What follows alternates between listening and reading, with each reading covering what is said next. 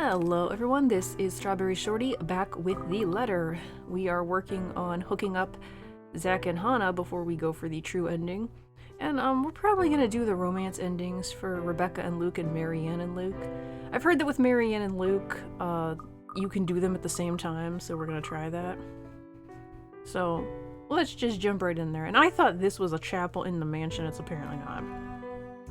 So, as it turns out, I do have another choice.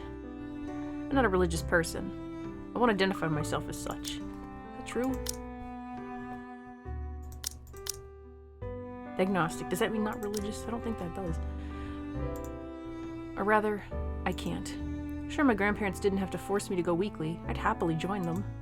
In fact, most of my childhood Sundays were spent attending service. It's simply that, as you get older, the more experiences you get, forming your own beliefs on things becomes easier, for the lack of a better word. And at one point, it just stopped, that kind of thing. Nevertheless, I hold no disdain for it. Sometimes it does help. When things are really, really bad, when the dreams won't stay where they should be, talking does, a bit. It's also a good thing Father Norman's, well, he's not completely the pious man you'd typically expect. That's not necessarily a good thing to say about a priest. My unlikely friendship only probably happened because he's the kind of guy who's cool with the young ones, as he so aptly puts it. And he is, surprisingly. It makes him easy to approach. Maybe he has something to say about the photos as well. It won't hurt since I've already gone ahead and went to Anselm. At daybreak, on my bike. At the very least, I know I won't get shouted at by whoever answers the door. Unless someone does that inside a church. I highly doubt it. Despite its age, the Luxborn Church is a thing of wonder in itself. With its high vaulted ceilings and intricate stained glass windows. Oh, this is the background I was missing! It just kind of dawned on me, because I've been missing a background in this chapter forever, and now I know that it's this. I thought it was something related to, like, the ghost, because I don't think I've ever failed Zachary's QuickTime event. I'm not sure, though. But, so this is the background, it just dawned on me, so. One of the many gifts the Ermengarde family donated to the community in its early days. Is the Ermengarde Church? Or so I heard from Rebecca. She mentioned this once, although most of it flew over my head then. At this time of the day, the church is mostly empty, save for a few visitors and ushers shuffling about, some muttering their prayers under their breath. The scene of burning candles and incense permeate the air. I think they meant to say scent, giving the place a general feeling of reverence. Pretty welcoming, all in all. Even so, I keep the noise my treads make to a minimum. Disturbing the quiet feels like a sin alone. An usher points me to a pew in front of the altar when asked where Father Norman prays. He mentioned something about the good priest not being in good health. Ever since he was asked by a couple to bless their new home before moving in. Uh-oh. So I'm thinking that Inspector Priest dies no matter what. That's unfortunate. So even if we don't drag him there, he still gets cursed. This is the first time in days he's left his room. No surprise there. With the weird heat lately, even Rebecca caught something. Nervous little chap, the kid. Nevertheless, he leads me close to the foot of the dais, with a reminder not to stay too long before walking off. Seconds later, Father shifts and stands. He doesn't seem to have noticed me, and I have to give him a little tap on the shoulder. When he looks, though, to say he's surprised is an understatement. Stay away. His voice comes out in a whisper, almost inaudible in the hush, a quiet restraint and deference to where we were both standing. But the tremor is there.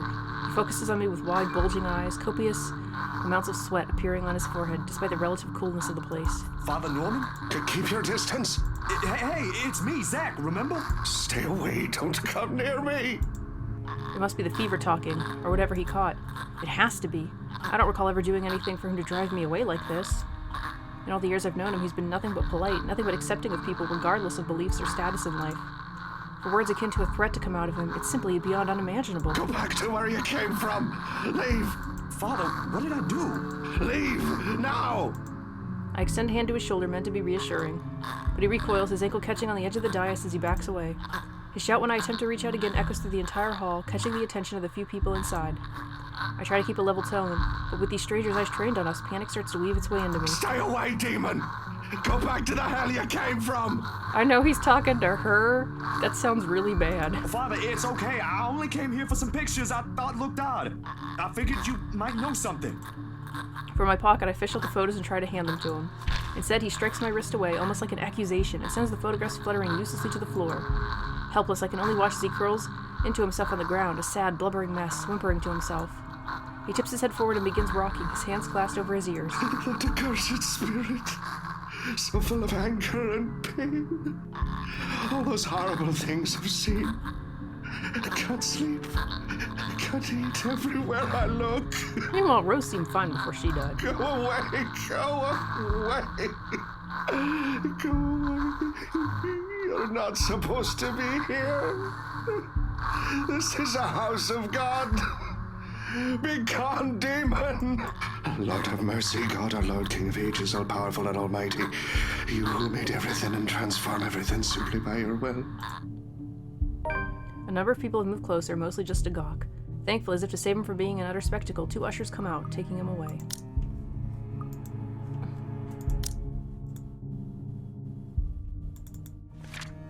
Disappointed because he wasn't able to accomplish his mission with Hannah, Zachary went to his friend, Father Norman, for advice. However, in an unexpected turn of events, the priest vehemently pushed Zach away, yelling curses and calling him a demon. One of them, the kid from earlier, shoots me an apologetic look. I can't even return it to him. Anxiety is a powerful thing, a firm little notion that clings, eats, and consumes you. I can still hear his prayers even as they drag him away. May he keep at bay and vanquish every evil power, every poison or malice invoked against us by corrupt and envious people. Then under the protection of your authority may we sing in gratitude. Rings, hums in me as I am left to pick up the pieces of this chaos. Back to square one we go. If there is salvation in this, I hope we find it soon.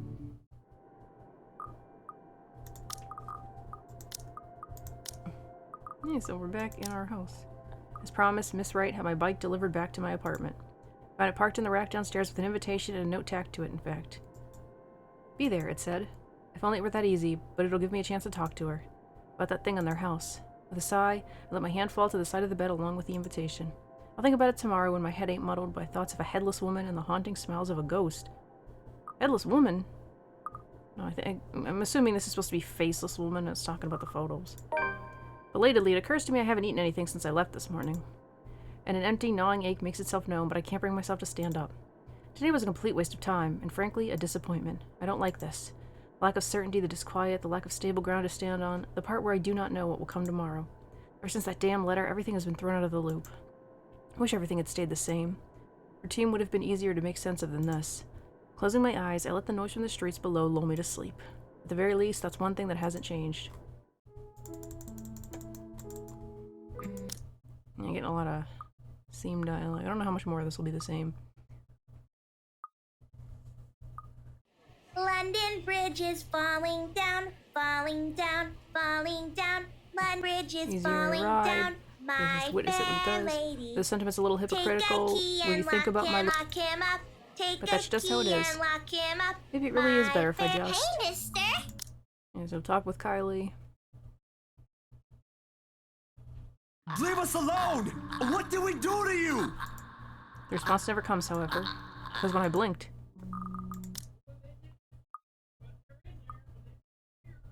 So we did briefly get some new dialogue. It is Isabella who breaks the silence We first. just thought we should check on you. After what happened to Rose, Please don't tell me something happened again. No, nothing. None so far, and we're keeping it that way as much as possible. Ash, it's not that easy. This isn't some... We don't know that. Let me... We also might try and get them together. I don't know if we have the points for that. I don't remember what I picked for these two. I think probably not, because I don't think we had Rebecca go with Ashton. Or to go to the movies so she can talk with him. The bitter frustration in his tone is impossible to miss, but he catches it as soon as Isabella draws back. He allows himself a moment to breathe before dropping it for one less harsh, more tempered, gentler. Let me look at this first, okay? I agreed to help, but you've got to let me handle things from now on. I already told you everything. There must be something we're not seeing in this just yet. We'll sort this out, but no more silly ideas and running around on your own. You're making people worry more than necessary. Becca, especially. So everything's fine? Depends on who you're asking. How are things with you? Anything odd? Good, I guess. Admittedly, how things went down at the housewarming party last night threw me off a bit. Not gonna mention the priest? I'm not asking about that. Remember the letter thing Isabella's been yapping on about? I'm asking about that kind of odd. I look at him. Gaped, more like. His serious expression doesn't waver despite the perplexed look I shoot him. There is a brief second I let pass by as I wait for the heavens to fall somewhere. It doesn't come. The sky is still bathed in vibrant reddish hues as it waits for the night to arrive. Luxborn is still the same busy city, and everything in my room still appears as it did a second ago, including the unnerving ticking of my wall clock. But if Ashton, calm, cool, collected, always logical Ashton, takes interest in this somewhere, something or someone must have fucked stuff up enough somewhere. Well, the dreams, they're a lot worse than usual. There's a woman now, ever since we saw that letter. I don't know if it's the same one Isabella talked about. Maybe it is, maybe it ain't. I really don't want to go back to sleep sometimes. Last night was the worst. Anyway, why are you asking about this? Again, we're not gonna mention the priest? Rose's death isn't just a coincidence, Zach. It may have something to do with... I may have... Wait. Stop right there for a sec, Bella. I thought you ain't buying this stuff, Ash. Just the other day, you said the exact same thing. Here's our relationship thing. We're decent with Isabella. I don't want to ruin anyone's friendships.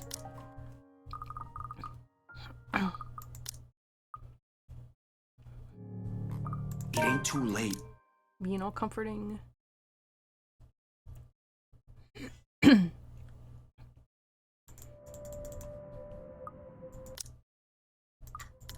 so we're getting next to the ghost part. I'm gonna save because I'm gonna... Just in case we haven't seen that scene yet.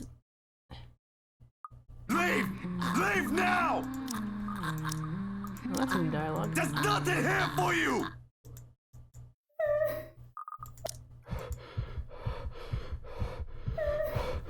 Oh my gosh, we're gonna have to wait forever for this death. This is a terrible QuickTime event.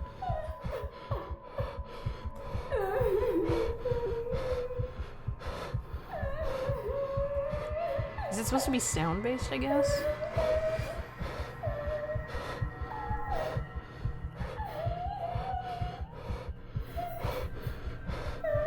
I'm gonna pause it while we wait for this to tick down. So I'm gonna pause it. We got a blinking countdown now.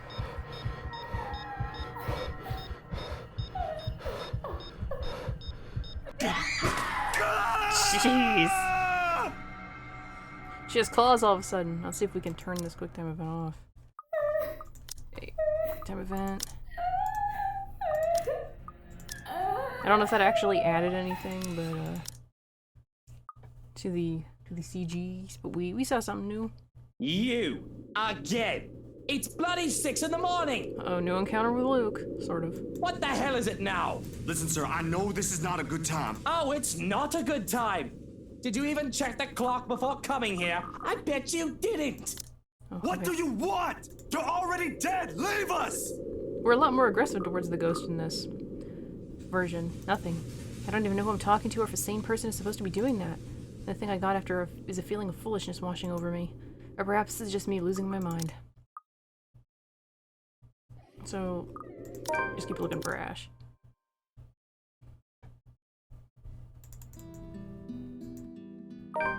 Hey, we're Marianne now. So we're gonna be super nice to Luke. As nice as you can be, anyway.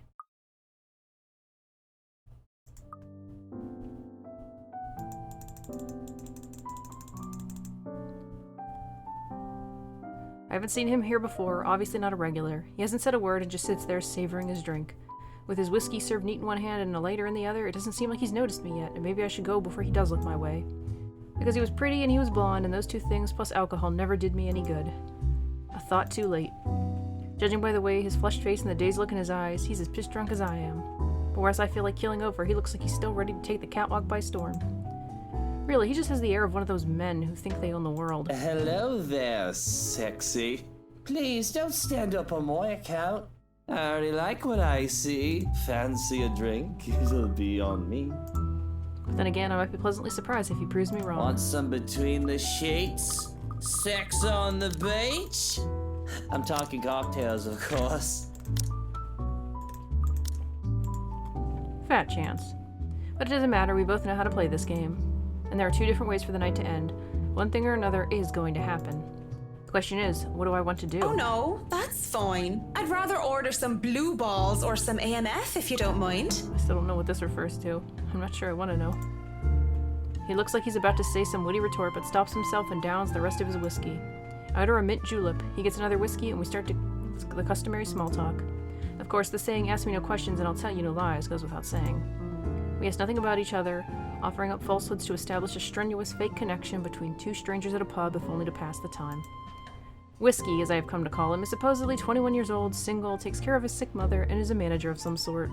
Manager of what? I didn't care to listen to the details. Meanwhile, Mint, as he has come to call me, is 29 and I'm... What did I say I was again? Oh yes, I told him I was a professional chocolate taster. Because fuck it, if I'm gonna lie about what my job is, might as well make it fun. It's a pretty decent chat between two pretty drunk strangers. Maybe it's just me, but we might as fucking well expend the tiniest amount of effort in pretending there's something meaningful in this meeting. Would have been nice, too, if it was just left at that. But during a lull in the conversation, he brings it up. You know, I've never been with a woman taller than me. And to think he might have been different from the rest. Never have and never will, Whiskey. Can we go back to the history of chocolates? Did you know that chocolate candy was introduced in 19th century England as a healthier alternative to alcohol? St. Lucy was the most beautiful woman of her time. She had men come from the four corners of the world just to see the pure light of her exquisite green eyes. If she were so lucky, anyway. No, enough of the history lesson. Come on, Mint. You know and I know what you came here for. Though not every suitor was gallant, and she was no fool. She had known that sooner or later she wouldn't be able to defend her chastity. Come on. There must be something that gets you going. So she had taken out a knife and gouged at her own eyes. There is something, but I don't think you can handle it.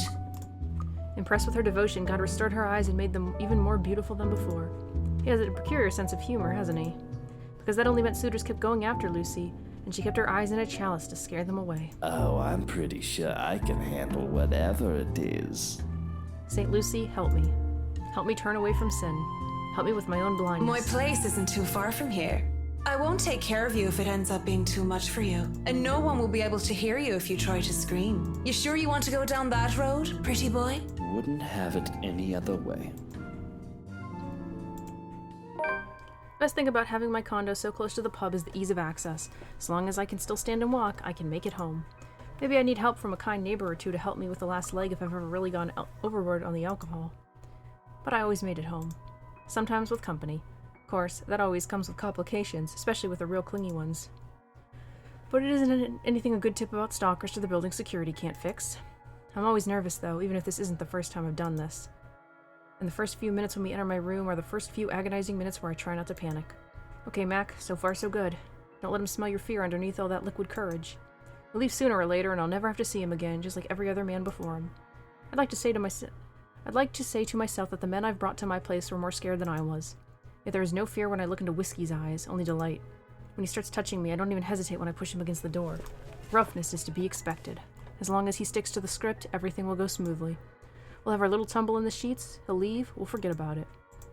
If somebody asked what I really wanted, I would have told them that I wanted a bed of roses, chocolates, and music. Maybe in an Irish castle. But all I really want is her, and that's never going to be a reality. That was my fault, of course. Because I was afraid. Because I was a coward. They would never hold a candle up to her. She was the light of my life. And I had let her go.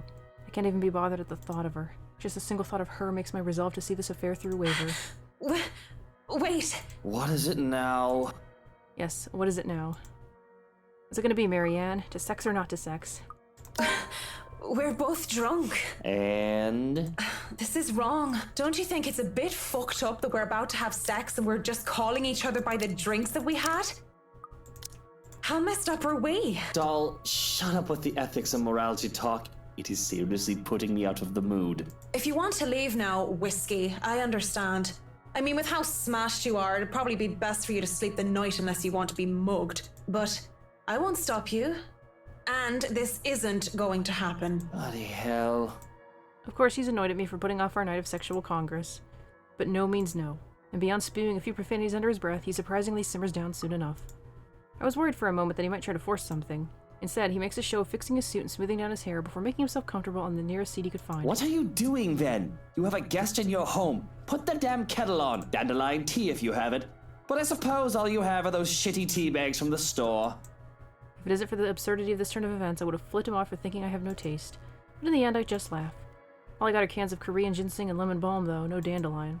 At a second thought, I do wet the tea. It's 3 minutes to get the kettle to a boil. 3 minutes where we say nothing to each other. I mean, what do you even say to the guy you were gonna sleep with until you changed your mind? I doubt he's in the mood to talk about the influence of Troyes on Mallory. Still unusual by the time we're both seated on my bed, with mugs of tea in hand. Just so you know, whatever is going on right now is a lot stranger and fucked up than the one night stand. Alright, I'll pause for a second there. Coughing a lot.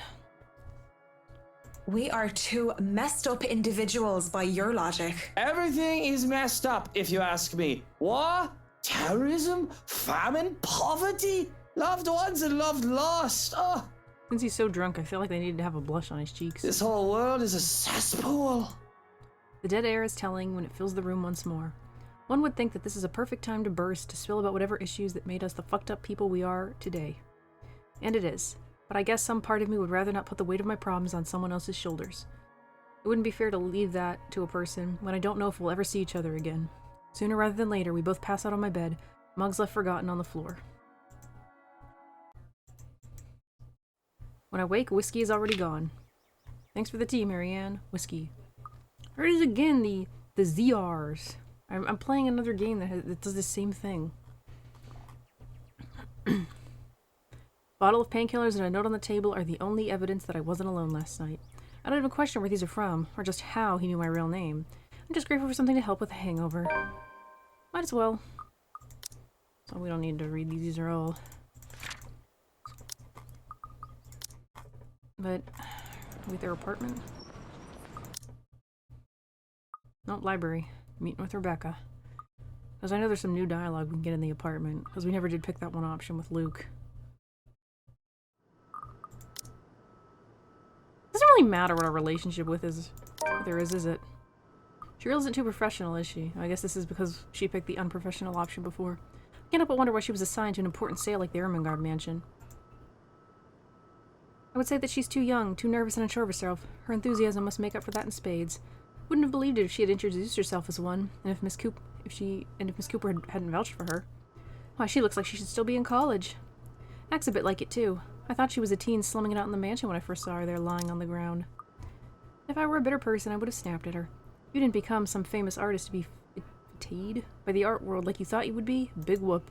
I didn't have a choice when I left Ireland. It was that or years of unemployment. The recession and the toll it took on the construction industry was out of anyone's control.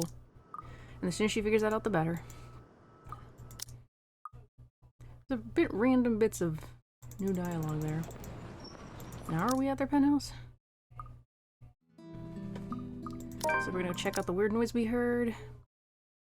Scary ghost Wouldn't radio. dream of it, Whiskey. You're allowed to be if you wanted, though it's a bit early for it. So thanks for the save.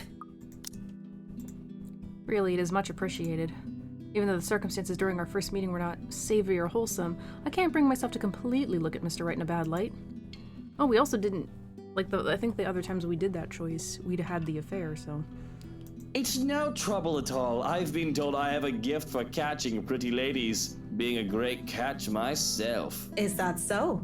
Would you say you'll be able to catch if another man were to pitch? Perhaps, but I wouldn't know. I don't play baseball. Mint. Right. Of course you don't. I can't help but chuckle at my little joke, but it looks like it completely went over his head. If he had understood it, I guess it would have been inappropriate. He is my client, after all. Neither of these seem like happy options. Where are we at?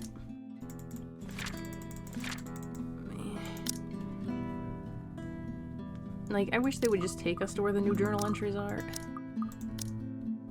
Where's Mrs. Wright? No, really? So we gotta tell me of work to do?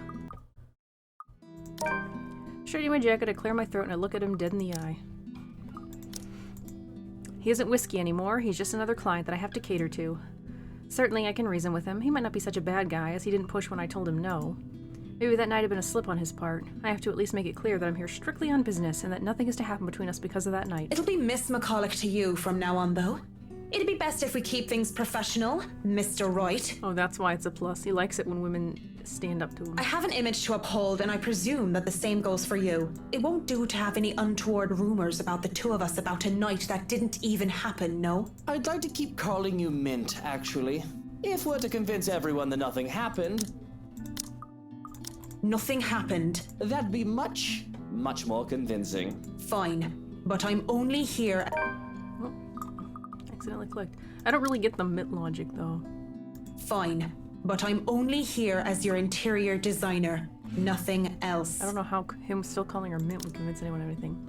The dead are between us, because it can't be anything else but that, is broken as a lively voice calls up from the loft. Marianne! I hope I haven't kept you waiting too long. Far away is the loft. I know we agreed we'd start at 10 o'clock, but mornings just simply do not agree with me. Not one bit. Can you It's been speak like up a this bit, since I've been at Hana? University. I can hardly hear you. It's 5 minutes to 11 o'clock. These high-end clients sure like to be fashionably late. I'm used to it, though, much like I'm used to many years of hearing people mispronounce my name.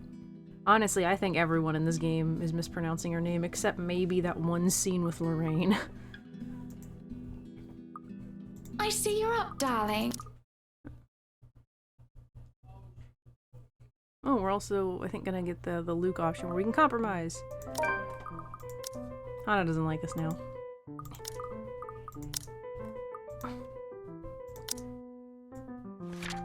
A very spooked Marianne accidentally bumped into Luke Wright. Although the things were awkward between the two, Marianne insisted they keep things professional and simply forget about what happened nights ago. I really wish they didn't look at me like that. This is their decision to make.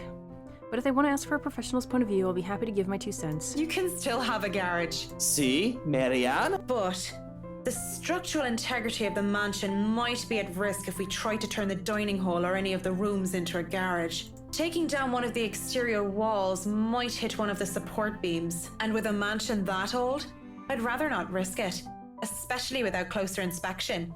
There's always compromise, of course. A helipad. I suppose that's better than nothing. Better than flat out saying no.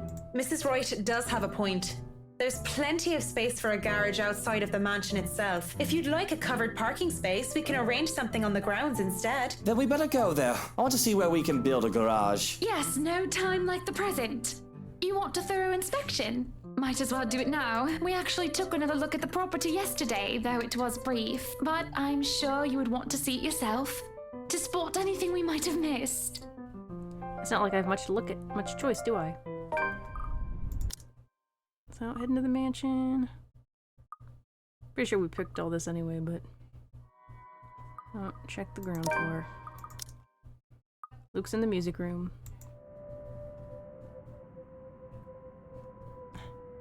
Where are we at? Or did you just want to see me again that badly without the misses? I don't see why you would, though, Mint. Nothing really happened between us. Well, I wasn't looking for whiskey. I was just going around to do my inspection. Thought it needed a push, just in case the door was stuck and actually needed repairs. So you really are some fancy interior designer, huh? Had you told me you were one, I would have called you a piss taker. I figured you'd be, I don't know, an assistant going for a drink after a week with a tosser of a boss. I'm just glad you thought me any sort of professional with how ossified I was. I must have not looked the part, so I understand your surprise. He doesn't offer a witty retort and goes quiet for a At moment. first glance, Hana didn't look like some fancy finance manager when I first met her either. She was the pretty daughter of this rich, powerful man. When she was introduced, they told me that she was not there as the man's daughter, but as a part of management. I thought it dubious. All the beautiful women I knew before her, they used their looks to get what they want. And there she was, with all that she could ever need in life. Yet she works hard to earn her keep. It sounds like you admire her. Hearing that, I too can't help but feel admiration for Mrs. Wright. You enjoy your job, don't you, Mint? It helps me earn my keep, as you would put it. A bit strange to say out loud, but it gives me purpose as well. Do you think then that, maybe, Hana would want to go back to being a working person? Taking it back at his question, I wait for further clarification. What makes him ask this? Why me of all people, right?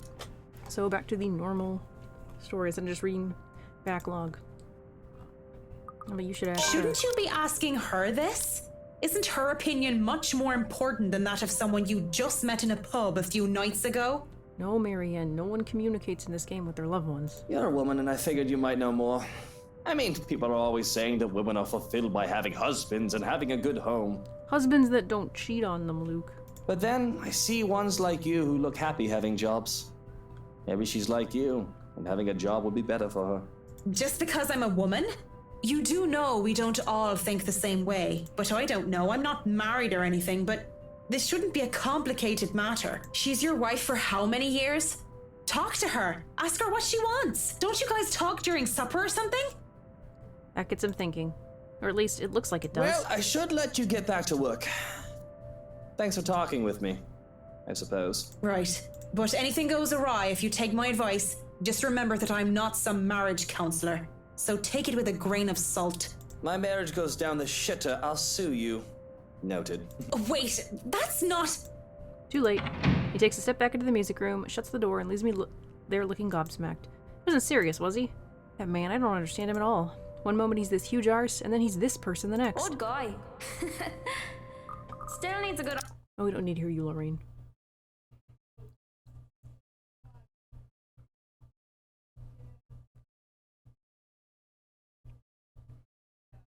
It's late at night. We're gonna have a freaky nightmare.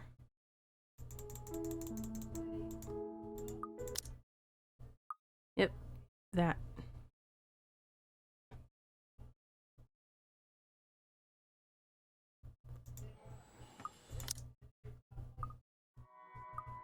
Move on, no eavesdropping.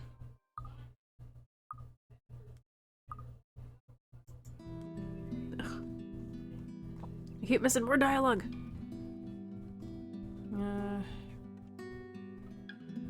Right, butler. Okay, so we hear giggling and mocking, and we freak out when someone touches us, and it turns out to be Luke. Whoa, no need to scream bloody murder. It's just me. Quiet down before you break glass. But it's just whiskey. He didn't say that line for some reason. Don't do that again. Ever.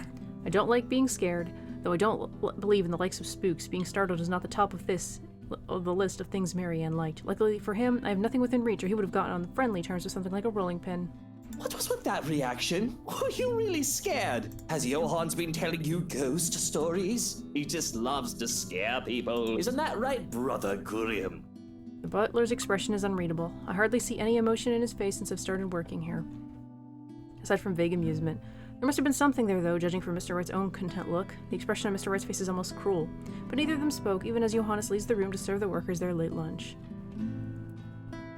So, now that we're alone, Marianne, what are you so jumpy for? I was just thinking about all the urban legends the movers have been telling me about this place. Don't tell me you believe in that talk. Timmy, Billy, don't you dare go up to that big mansion and get in trouble there. The ghosts are going to get you. That's a boring way to look at it, but that's usually what it is anyway, no?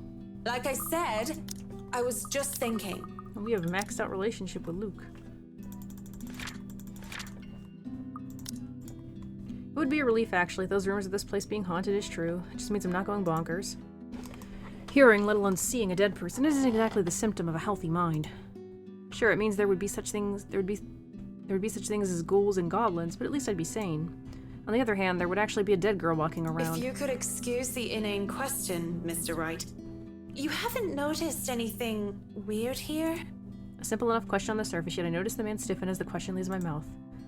I wouldn't have noticed it if I wasn't watching his reaction intently, but in his eyes I see something dangerous. It depends on your definition of the word weird.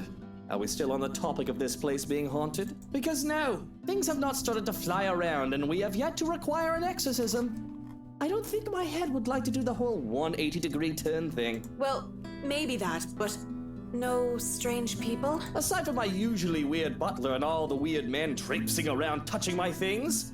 No, not really. Why do you ask? Have you noticed anyone strange while you were here? Because you must report it to Johann's and he'll have security handle it. But these reports better not be about ghosts and things that go bump in the night. I don't want to waste manpower on the boogeyman or senseless witch hunts. I'll keep that in mind, Mr. Wright. But no, it's nothing like that. I guess the mansion is just strange for me. It's a unique project. No strange men or women lurking about then? A dead teenager would technically qualify as strange. But yeah, the whole I see dead people thing isn't gonna go over well. None that I know of. But I'll inform Johann's immediately if something comes up. I'm serious, Mint. You see anything, anyone suspicious, and you report it. Immediately. Is this after he started seeing the woman with dark hair? I think that goes without saying. The concern he has on the talk of security is quickly gone. His arrogant, smug smirk returns if a bit subdued. Whatever smarmy remark or innuendo he was at the ready never comes, though, as voices ring out from the dining hall. So, is this a full-time job for you then? Nah, I just freelance mostly, for magazines, newspapers, and events. So you can't really call it a full-time job. It's fun and it puts food on the table, but it's not what I really want to do, at least not all the time. That would be the magazine photographer, I presume. As always, Mrs. Wright talks in such a kind and cheery fashion, no matter who she's talking with. It certainly puts people at ease around her. Sounds like it's working on the photographer, too. Hearing them, though, seems to put Mr. Wright in a sour mood. At least if his small scowl is anything to go by. Is he jealous? Hey, are you alright there, Whiskey? You're looking like you need a serious drink. What is it that you want to do then? Film. Documentaries mostly, but cinematography is a lot more difficult than photography, right? I think it's less jealousy and more just that he doesn't have these talks with her. I was working on the thing, actually. I'm fine. Just a bit winded from all that moving about. It's been a long day. And the day's not over yet. So if you can excuse the bloodness, you either shape up to help or ship out back to your room and let us do the rest of the work. He hesitates, eyes locked firmly on the door that led to the dining hall. Even now, we can still hear as Mrs. Wright and the photographer chit-chat between shots. It's not my place to say this, but she really does seem to care a lot about you, you know? There's no need to remind me of that. A strange smile appears on his face before he shuts his eyes and sighs. Tell the workers that you're all dismissed early. That's nice and all, Whiskey, but we really shouldn't just take off. Delays aren't a good thing when it comes to big projects like these. The sooner we tackle certain issues, the better. And I trust you can take care of these issues another day. Don't make me ask again, Mint. Just tell the others they can go home early. And to not worry, they'll still get paid the remaining hours. I don't know what prompted this. With the air he's putting on, though, I know better than to meddle and prod further. Besides... Fine, you're the boss.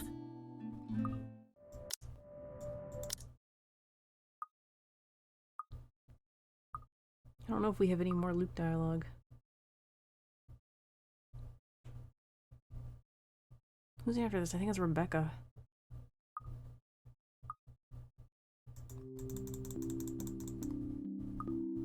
Yeah, so we'll pause because I don't think we have any new dialogue as Marianne, so I'll just...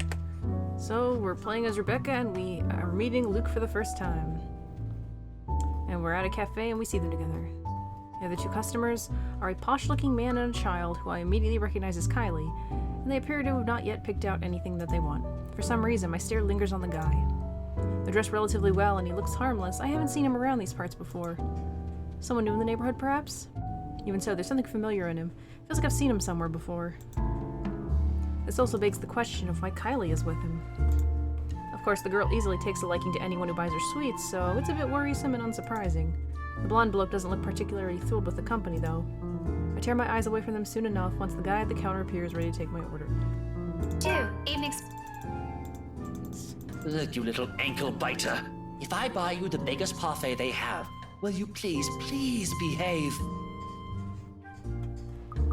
I would just like 10 minutes of peace and quiet.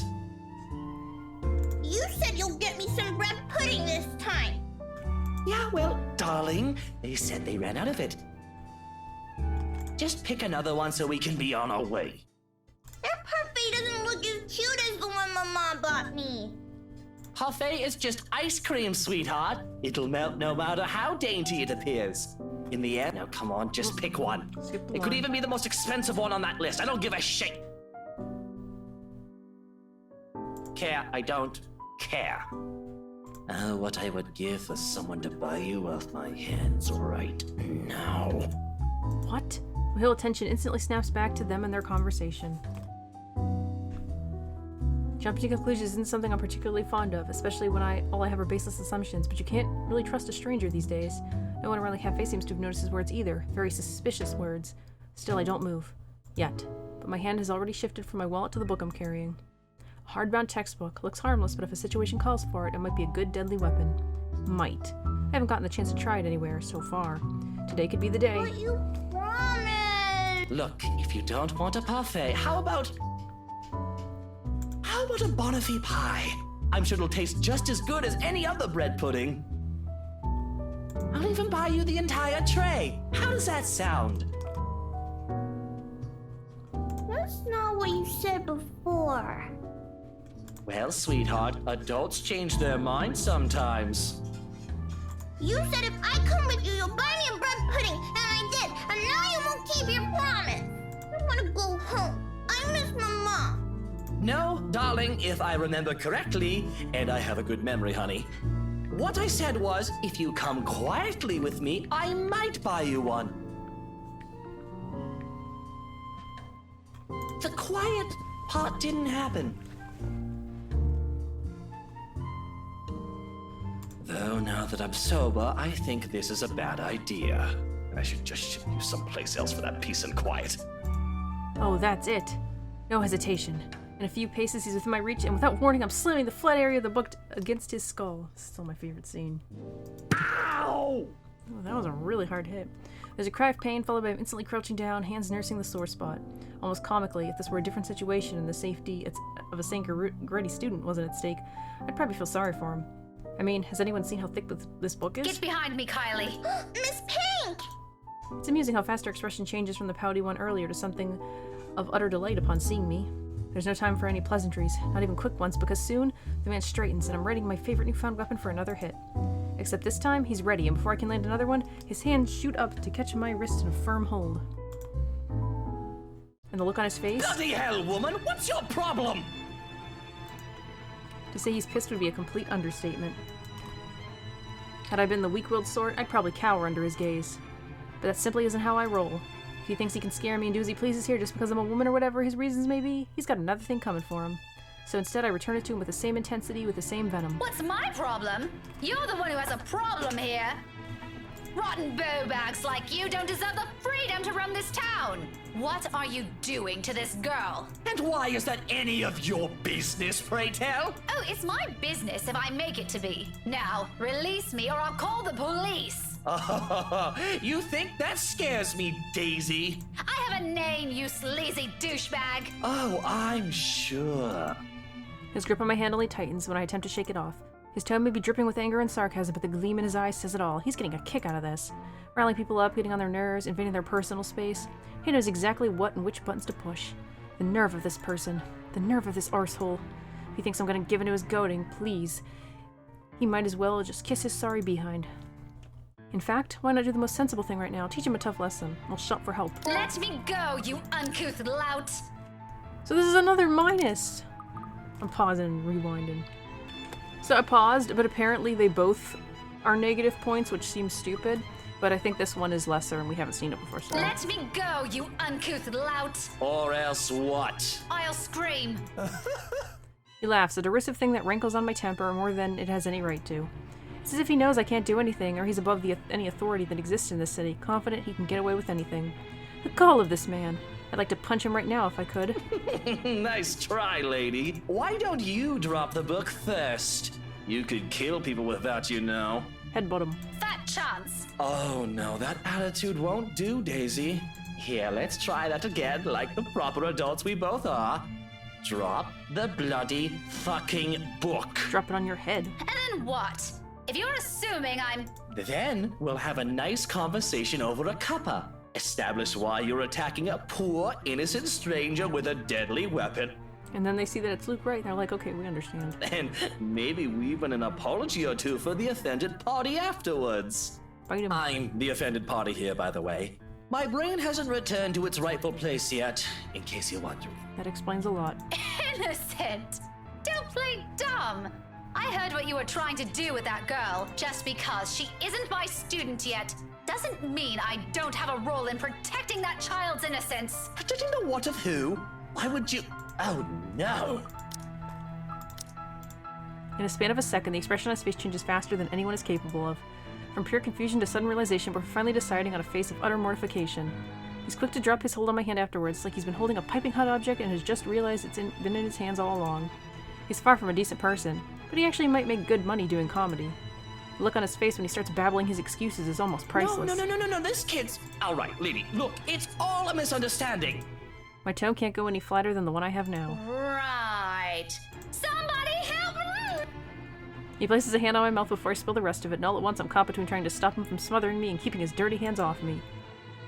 Cutscene didn't even change, but even as my nails dig deeper into his wrists, he doesn't appear to have any intention of letting me go, and no one in the store is doing anything. Being loud works, however. Soon the attention of practically every customer seated in the small establishment is on us.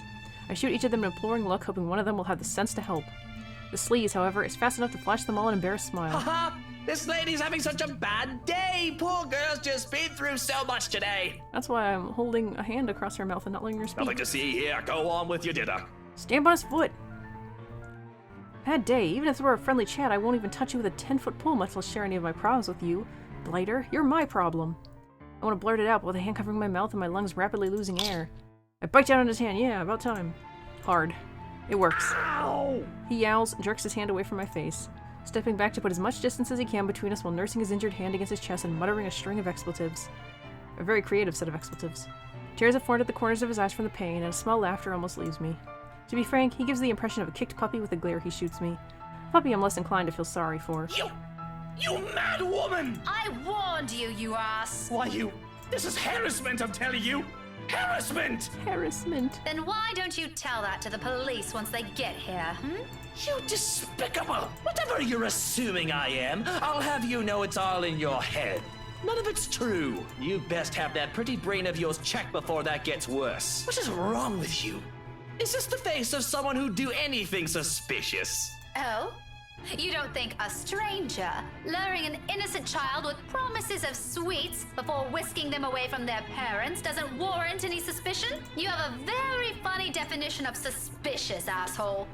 Maybe you're the one who should have that head of yours checked.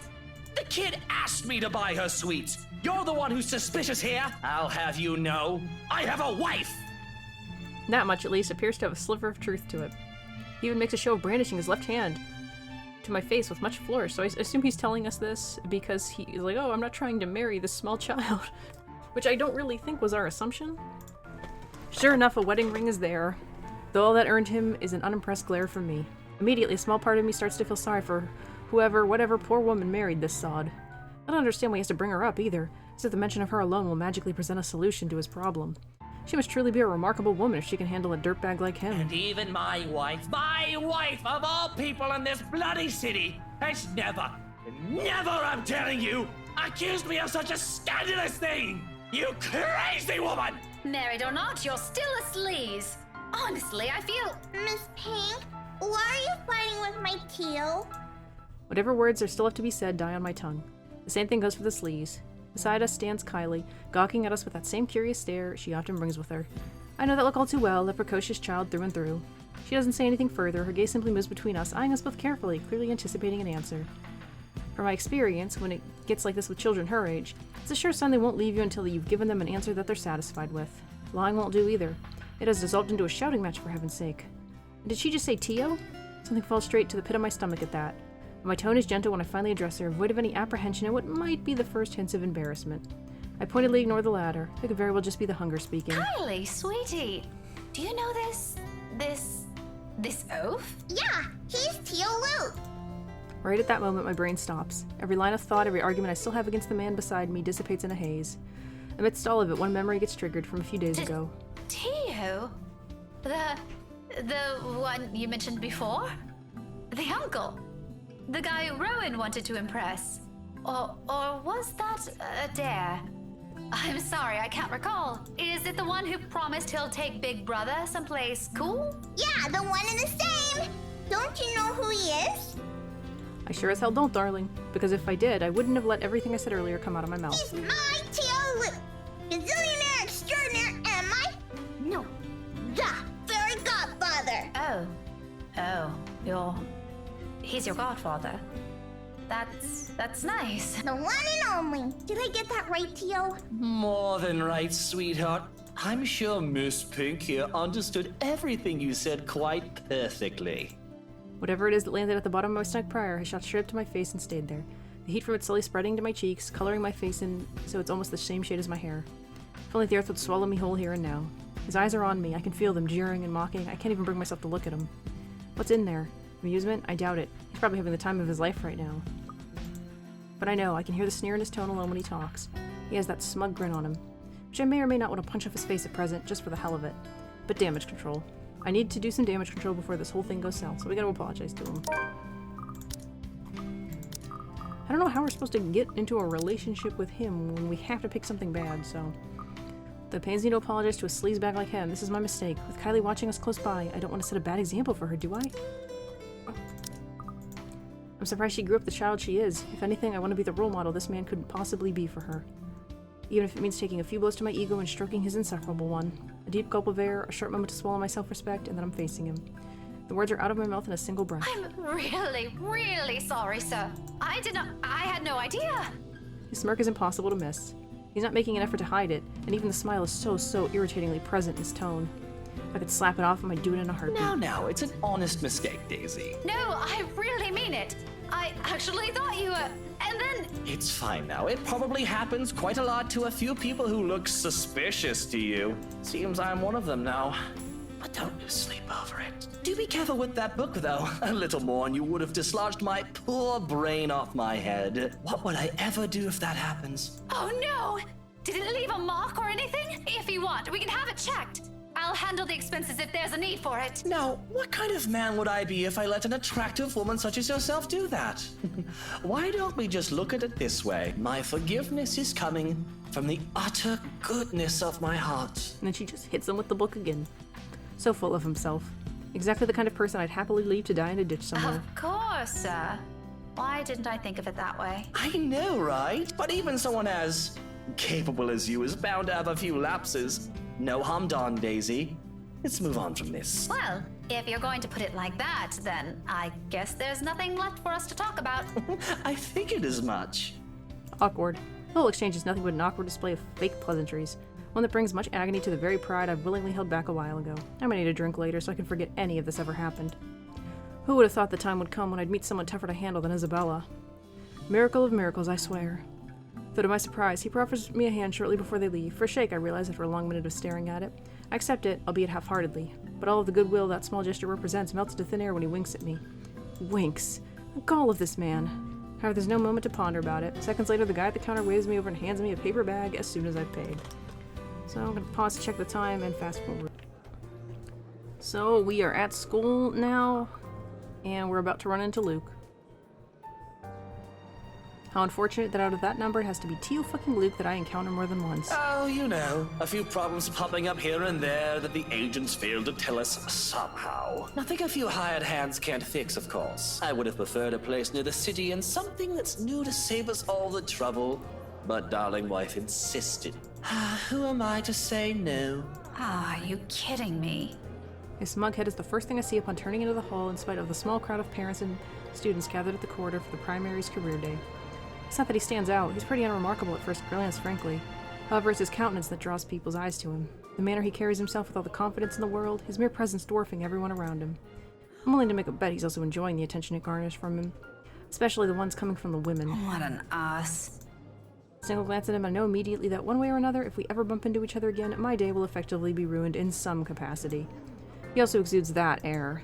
The sort that makes you want to run it over with a lorry and pass it off as an unfortunate accident. With him, it's either you want to punch him or let yourself be charmed. There's no in between. I'd gladly do the honor of the former myself, but alas, there are people around us. Now I'm stuck with having to face one of the two. I shouldn't have volunteered. At the time, helping out sounded like a good idea. No classes left today until after lunch. I could have opted to stay at the teacher's lounge and work on my lesson plans, but that means being left alone with our deputy head and his chatter. He's a good man, but crivens he can talk anyone's ears off. So the moment an opportunity arose, I jumped on it. It's a simple task to boot. Just deliver a whole box of materials and a few posters for the event.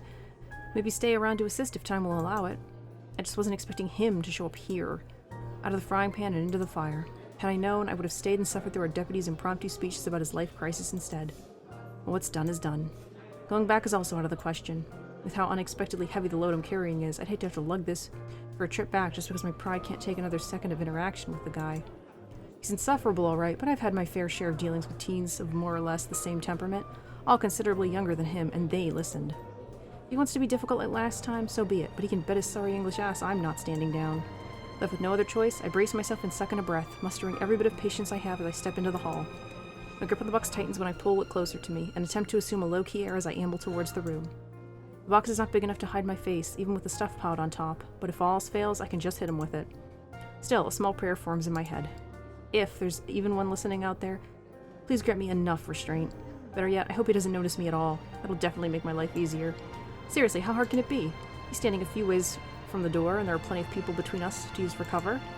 If I'm careful, I can just go in, hand in the stupid box to whoever's in charge, forget every plan of staying longer than necessary, and step out as soon as I can. Easy as pie.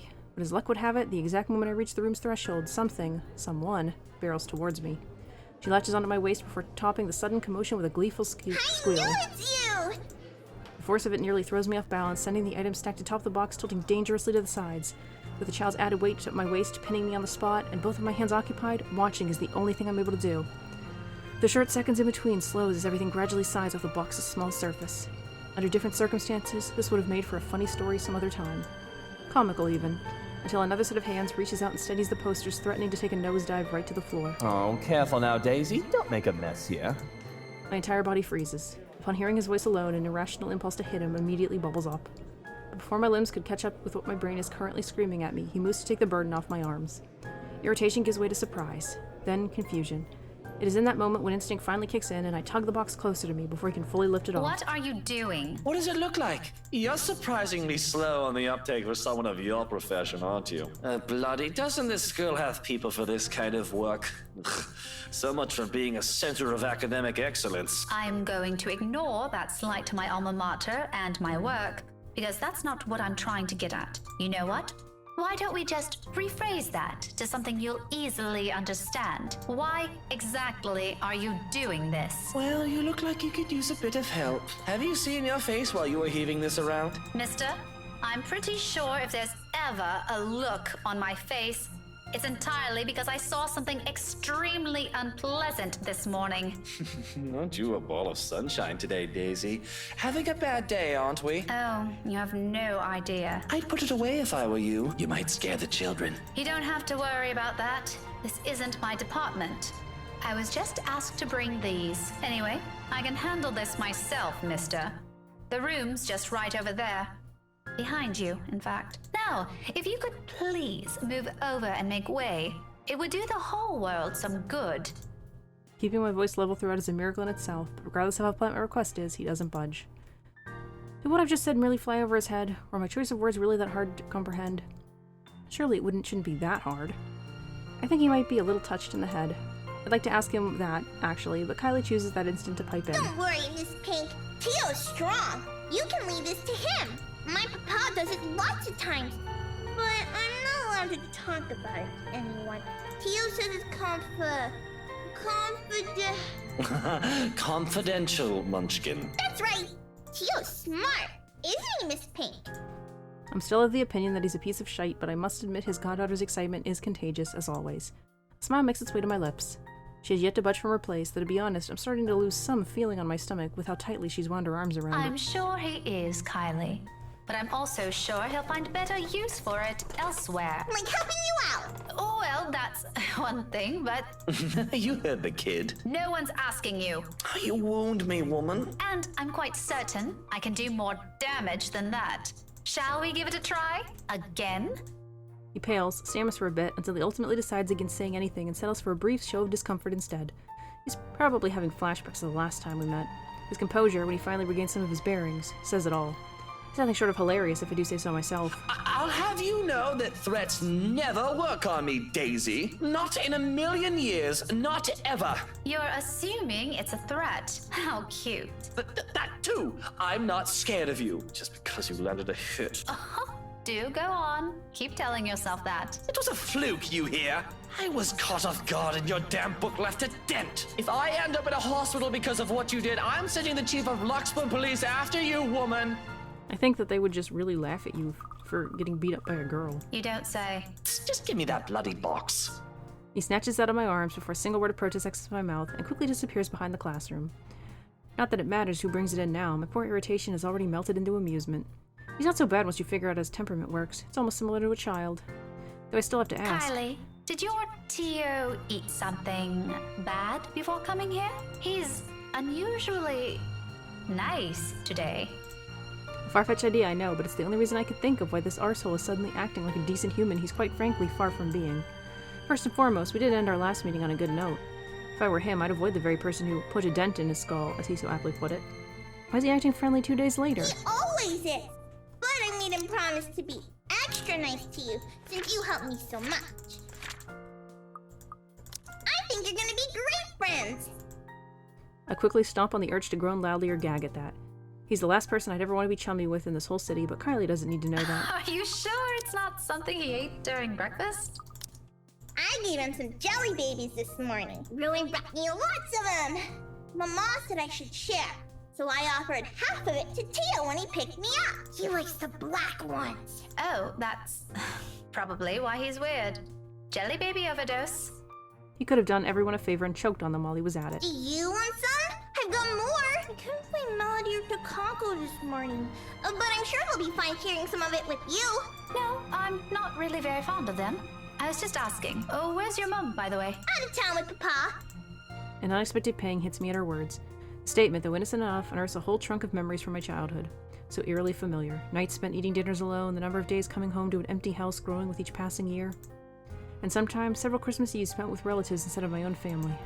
It's too late to think about it now, but when I remember, the dull ache is still there, familiar though lessened by the years now. Beside me, Kylie takes a step back, having gotten tired of clinging to me. There's nothing but cheer in her. She doesn't seem too affected by the fact. Although it makes me wonder how much of it is real, and how much of it is there to mask the loneliness. If there even is any. What a lucky child. Weren't they informed of career day beforehand? Yeah, I told them all about it. Mama was looking forward to it. And they still left? Uh-huh. It's important business, so it can't be helped. They promised to tell me about it when they come back tomorrow, though. Papa said he'll give me a gift if I behave. I've been a good girl, right, Miss Pink? You always are. But they asked that they asked your Tio to look after you? For this? Nope, they didn't. No? Then how? It was supposed to be Tia. Mama likes her better than Tio, so she asked her, but she's sick and had to visit the doctor today. Can you imagine Luke telling all the kids about how to kill and hide bodies? Oh, that's supposed to be a secret, by the way. Oh, but I think it's a bit confusing because Tio said she also went shopping. That's unfair. Don't you think so, Miss Pink? Mama doesn't allow me to go out when I'm sick. It's still okay, though. Since Tio always buys me sweets before we go home, I'm gonna ask for a parfait today. Extra large. Don't tell Takako, okay? Listening to her like this, it's easy to get a picture of where Kylie's fondness for the guy comes from. She's far from a demanding child unless you've made a promise of some sort. She never forgets those. She'll make friends with anyone wherever she is. Buy her a few things and voila, you're settled. No wonder she's so attached to the man. He probably showers her with gifts whenever he can. I can't say if the sentiment's the same for the latter, however. He doesn't seem the type and probably just does it for the sake of getting some peace and quiet whenever he's with the girl. Classic But techniques. before that, I'm gonna show him to everyone first. It's gonna be great. No one else has a gazillionaire fairy godfather. I wish they'd let us see that scene. Also, when I grow up, I'm gonna be exactly like him and marry someone really handsome, like Tia did. That way, I can be awesome too. There's some sort of misguided logic in there that I'd like to correct. Before I can say my piece, douchebag steps in, fresh out of the commotion from the classroom behind us, and plows into the conversation with every subtlety a wrecking ball has. No shite given, despite no one asking for his opinion. Munchkin, sweetie, trust me. You don't have to marry someone for that to happen. I don't? Just do your thing, darling. I'm quite sure you can do great things on your own without lugging around an extra baggage with you. Tia married you. Kylie drops the statement without any sort of preface, and the moment it lands, Luke finally finds himself grappling with the conversation. Yeah, that's true, Munchkin, technically, but it's not the same thing. A small frown creases the girl's eyebrows, and she tries to comprehend her Tio's rather vague explanation. It's not surprising either when Luke tenses under the child's questioning gaze. It's familiar. I've seen the same look a great deal of times before on Ashton whenever he's trying to say something he can't quite phrase. Another second passes before the douche moves, kneeling in front of Kylie and placing both his hands on either side of her shoulder. Kind is the last word I'll ever use to describe the man, but in this minute there's a smile on his face I can't place. Tender by all means for someone as obnoxious as him. It's a curious thing to see, if not a bit odd. Listen here, sweetie. Tia was already a great person before she met me. She is? But I don't see her doing anything. She's always at home. Not always, Munchkin. Did you know she's really good at numbers? You're good with them too. You helped me with my homework once. Well, Tia's much better than me. She used to do maths with big numbers. Oh, like millions? No, gazillions. And she's really good at it. So much so that her dad let her manage anything that had to do with it. That was even before she met me, too. Does that mean she's better than you? Oh, leagues, Munchkin. Way better than I'll ever be. For some reason, I don't think he's still talking about his wife's mathematical prowess as his voice trails off. In fact, if I'd not been paying closer attention, I wouldn't have noticed the change in him. slightest shift in his smile from one that's tender to something wistful, like remembering a memory he's always been fond of but has often kept to himself. And that fleeting glance of it, a tiny insignificant part of the world somehow also shifts. Opinions changing, impressions moving. You know what? Why don't you ask Tia next time you have homework, Okay, next time I'll ask her to help out. See? No need to marry a good-for-nothing bloke. Can I also tell her to not stay at home anymore? If Tia's good at it, I'm sure she can help you out too. And Papa, he computes a lot of numbers too. Tia can help him. You go do that. I'm sure she'll love to hear it, Munchkin, even if it's been a while since. Another silence from him, then without missing a beat, he turns Kylie around and lightly pats her shoulder in a gesture to end their conversation right here and there. Probably before he can say other things he never intended to say, or that a child is not meant to hear. But off you go first. I think I saw your friend run off to the other classroom. The one with the pigtails? Go say hi to her. You still have those jelly babies to give her, yes? All right, but wait for me, okay? I've got loads more to show you. They put up my drawing on the bulletin the other day. I'm gonna take you there later. I'll be back. She soon disappears behind the small crowd, none the wiser to the sudden change in mood around her. Luke straightens as soon as she's gone. The expression on his face grows less kind now that there's no one to reassure. Despite that, a chuckle still escapes me. His head quickly snaps at me, an accusing glare clear in his eyes, although it's less threatening now, considering what I've witnessed earlier. Funny how one person's impression of someone can easily change with that minute detail. Why are you laughing like that? Don't mind me.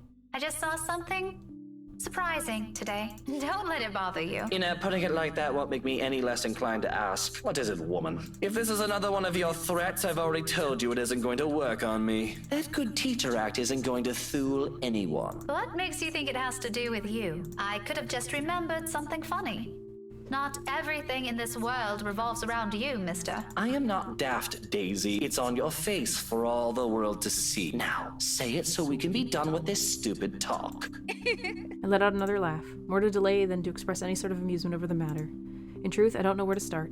One wrong move, one wrong word, and I might offend the man. Oh. He's childish enough for that, even if what I'm about to say are just mere honest observations. Oh well, regardless of how he reacts, it's not like I'll have an impact on anything between us. I've no plans of getting too friendly with the man, though he might have some good points, emphasis on might. The best treatment I can hope to give myself is to stop thinking of him as a sleazy douche. Besides, after seeing that look on him, I figure someone like him could use a little compliment here and there. Probably doesn't get it much considering how coarse his own language can get. Can't you act a wee bit polite for even a second of your life?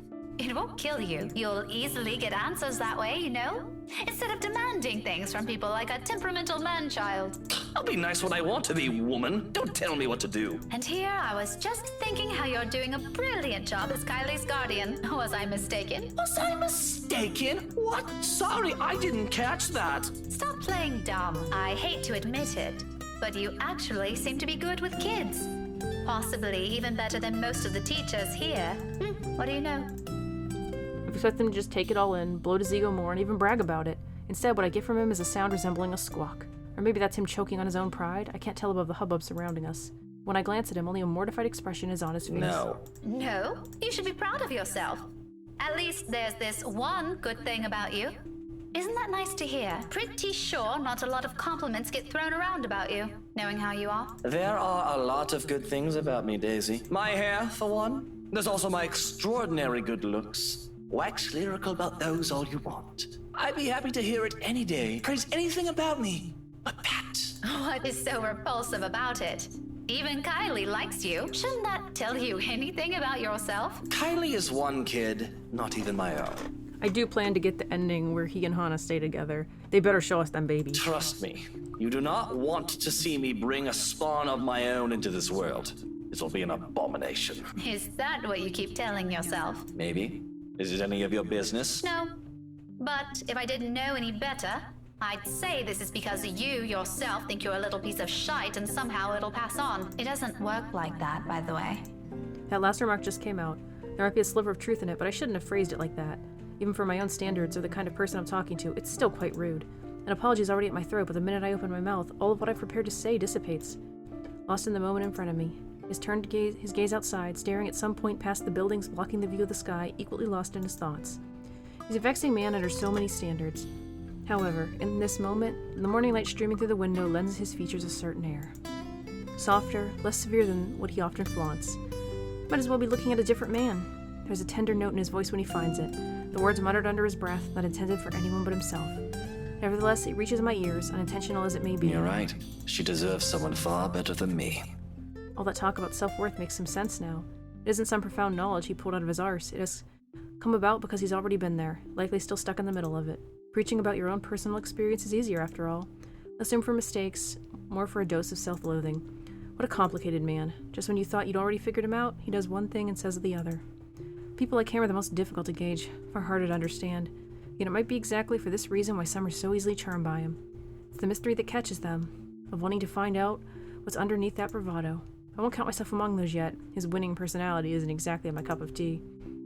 But sometimes, once you get a glimpse of what's beyond the machismo, empathizing with a man isn't such a steep hill to climb. If the comfortable silence we now share tells anything, that is.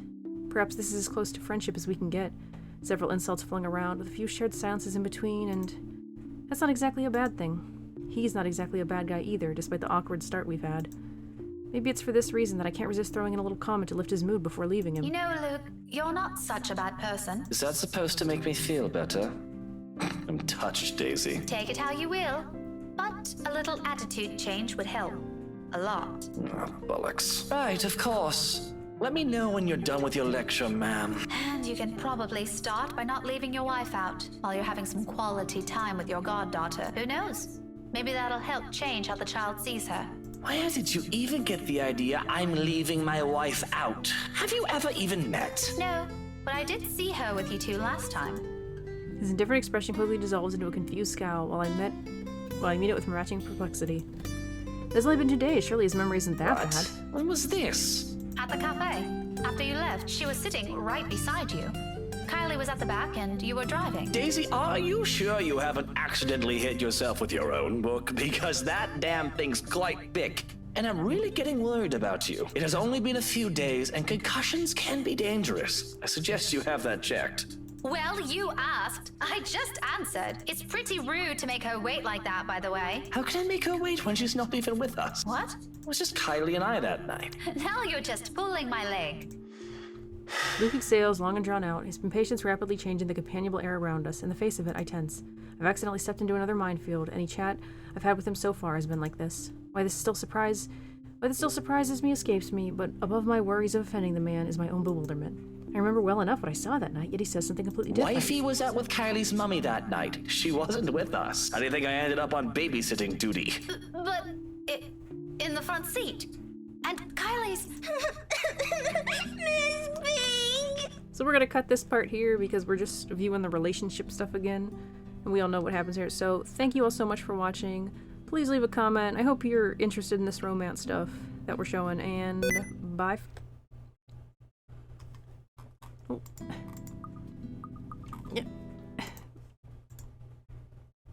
And bye for now. Sorry about that weird little pause. For some reason, when I tried to stop the recording, it like freaked out on me. So, bye.